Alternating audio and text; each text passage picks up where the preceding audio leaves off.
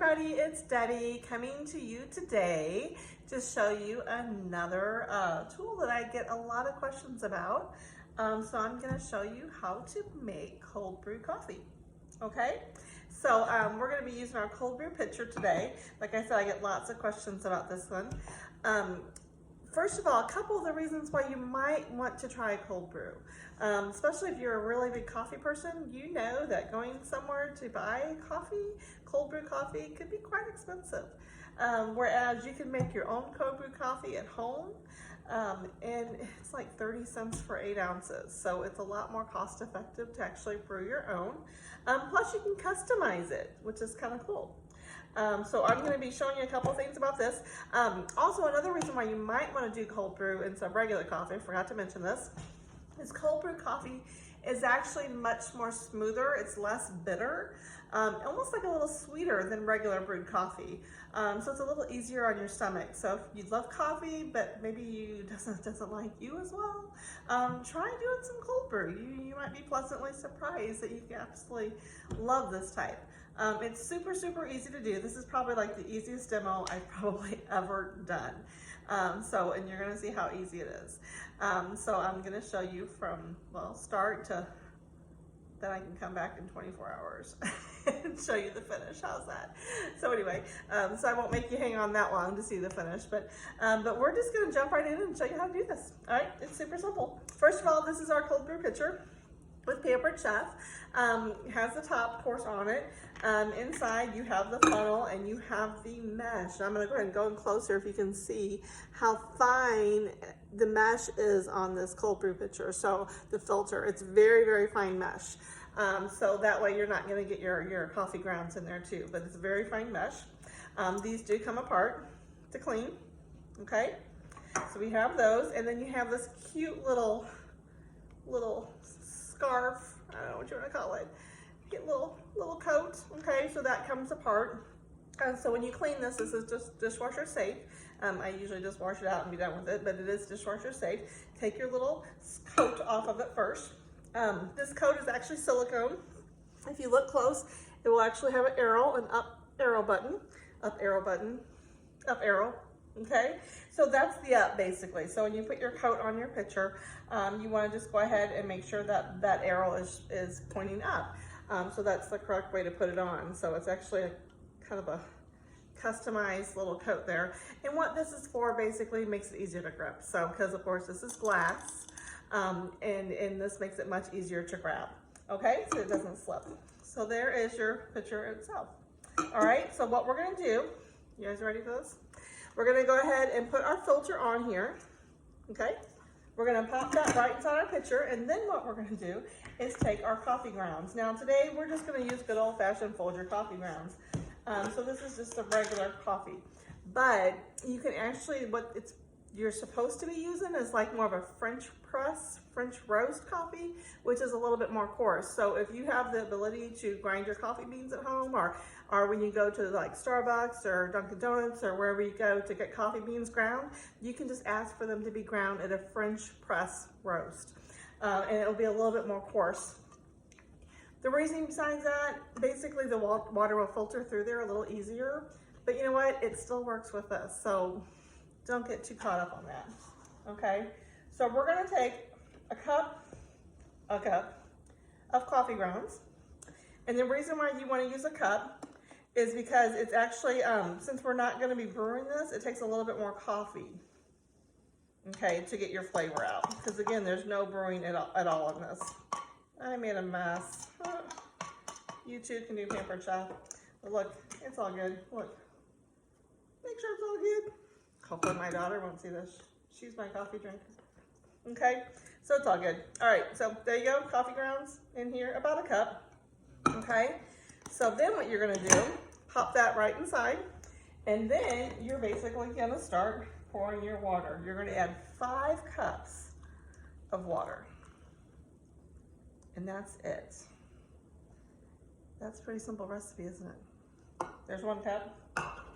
And we're going to basically add more water. So as this goes down, you can kind of see it kind of goes down. So I'm just going to slowly pour more water in here and let that filter through.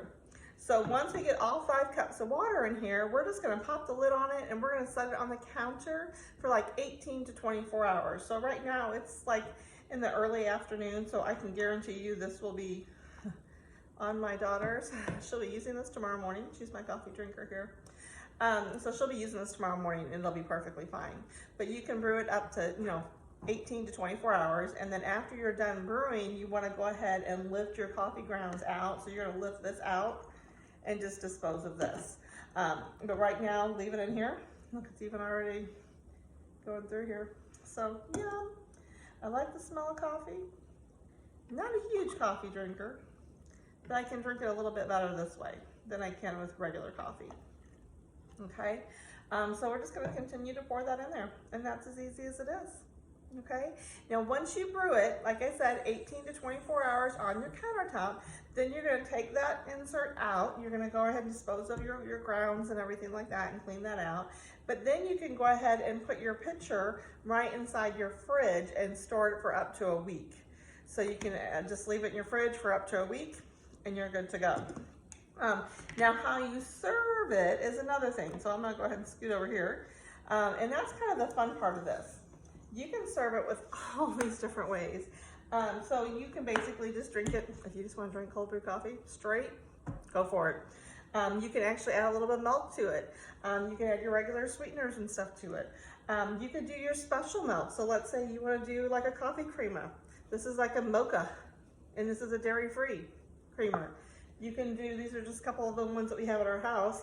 This one here is a frosted sugar cookie, yum! And it's also, again, I think this one's, I believe is dairy-free also, and I think it's sugar-free, so if I remember correctly. So you can do something like that in there. How about making a coffee milkshake? Put a scoop of ice cream, vanilla ice cream, and pour your coffee on top of it. You're good to go. How about a simple syrup? Okay, what a simple syrup is, and I have recipes for them online. They're very simple. You basically take equal amounts of sugar, equal amounts of water, and you just heat it up. So this one had a half a cup of water, half a cup of sugar, and a teaspoon of vanilla. And then I just heated it up in the microwave for a couple minutes till the sugar was all dissolved, and you're good to go. Okay, so you can add this to your coffee brew in the morning. The reason why you don't want to add straight sugar to your coffee brew is because it's not going to dissolve, because your coffee brew, again, is going to be cold, where your sugar is not going to dissolve in there. Now, if you use sweeteners, Splenda, stevia, things like that, you can actually blend that right inside your coffee. If you want to make a simple syrup with stevia, you can do that also. Do a half a cup of water to a fourth a cup of stevia, or any of those sweeteners, the non-sugar sweeteners, and that's how you make your simple syrups that way too. So it's really, really adaptable. So you can really just kind of do whatever combination that you like. Serve it over ice, of course, and throw your creamer in there, and you're good to go. All right. So there you go. We have another more cup to make it go. So like I said, this one again, because it's the regular roast, the regular ground coffee, it takes just a little bit longer to get that down. The water to absorb through those grounds. But once it does, you're gonna be great. All right, so we will see you later. I will pop on here tomorrow and I will show you what it looks like when it's ready to go. So see you in a minute, bye.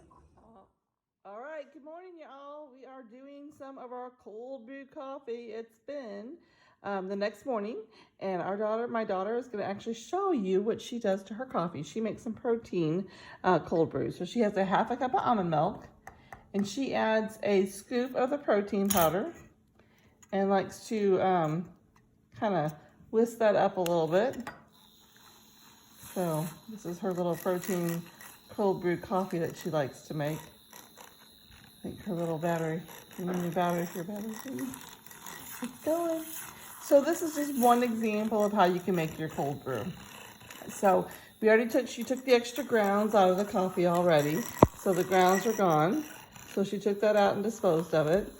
And then again, you can just put your cold brew in here. You can just add extra water and then some of our simple syrup. But like I said, this is how she makes her breakfast drink in the morning. She uses her almond milk. Yep. almond milk, and then her protein powder, and then she basically just pours her cold brew right on top. And that's how she does it. But that's the great thing about this cold brew is you can make it any which way you like. So I know, like I mentioned earlier, you can do different milks. You can do just the little bit of water and the simple syrup if you just want a straight coffee, but there you go. And that is how you start the day. Does that work? Thumbs up? Yay! So again, guys, check out this cold brew. It's pretty amazing. And you guys have a great day. Bye.